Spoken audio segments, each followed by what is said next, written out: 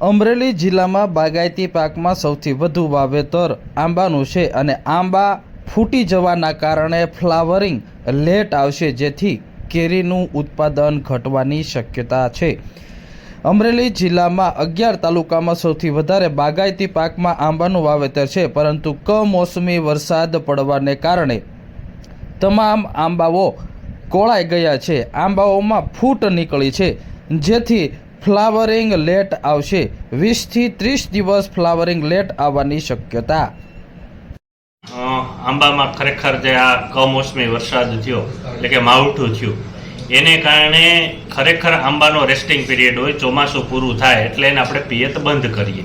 Generally ભાદરવા મહિના પછી કે આંબાને પિયત આપવાનું ન હોય, એને કારણે જે એનો વેજીટેટિવ ગ્રોથ હોય એટલે કે એમાંથી રિપ્રોડક્ટિવ ગ્રોથમાં આવે, એટલે કે ભાઈ જે પાંદડા નીકળે છે એની બદલાય મોર નીકળે। પણ થયું એવું કે વરસાદ પડ્યો એને કારણે આંબાને છે ભેજ મળ્યો, ભેજ વધારે મળ્યો એટલે આંબાના પાંદડા છે એ ફૂટી ગયા છે। ખેડૂતો એની ભાષામાં એમ કે કોળ આવી ગઈ।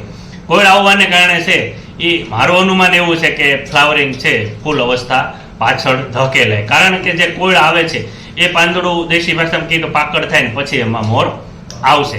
પણ આ સમયે એક ખાસ વસ્તુ ધ્યાન રાખવી જોઈએ કે આંબામાં કોળ આવી છે એટલે જીવાતોનો પણ એટેક આવશે, તો એની માટે છે ખાસ કરીને એકાદું ફૂગનાશક પણ આપીએ એટલે થોડું ઘણું છે એ ફૂગનું પણ નિયંત્રણ થાય। તો એની માટે સલ્ફર છે અને કોઈ એક સિન્થેટિક પાયરેથોડ એટલે કે આલ્ફા મેથ્રિન છે કે સાયપર મેથ્રિનનો છંટકાવ કરીએ તો જે નુકસાન થતું છે એમાં થોડુંક આપણે ઓછું કરી શકીએ। બાકી જે કોળ આવી ગઈ છે એને હાલના તબક્કે કોઈ મતલબ નથી કે આપણા હાથમાં હોય, પણ એક ખેડૂતોએ હવે પછી એને પિયત આપવાનું ટાળવું જ્યાં સુધી છે એ આંબામાં આપણે ફ્લાવરિંગ ન આવે। એટલે ભલામણ તો એવી છે કે ફૂલ આવી જાય પછી મગિયા જેવડી કેરી બંધાઈ જાય અને થોડીક મોટી થાય વટાણા જેવડી, ત્યાર પછી જ આપણે એને પિયત આપવું જોઈએ। કમોસમી વરસાદે ખેડૂતોની કમર દરેક દિશા તરફથી તોડી છે। બાગાયતી પાકમાં પણ ફ્લાવરિંગના બદલે પર્ણ આવ્યા છે।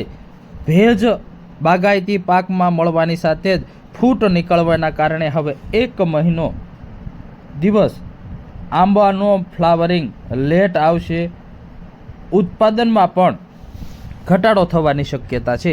હાલના સમયે હાલના તબક્કે જે મોર આવવાનો હોય છે, ફ્લાવરિંગ આવવાનું હોય છે, તેની બદલે ફૂટ નીકળી છે। આગામી સમયમાં ખેડૂતોએ હવે જ્યાં સુધી મગિયા જેવડી કેરી ન થાય ત્યાં સુધી ફ્લાવરિંગ કમ્પ્લેટ કેરીનું ફ્લાવરિંગ બંધાય નહીં અને કેરી મગિયા જેવડી ન થાય ત્યાં સુધી પિયત ન આપવું અને જરૂર જણાય તો નજીકના એગ્રો સેન્ટરની મુલાકાત લઈ અને ભલામણ કરવામાં આવેલી દવાનો છંટકાવ કરવો જરૂરી છે।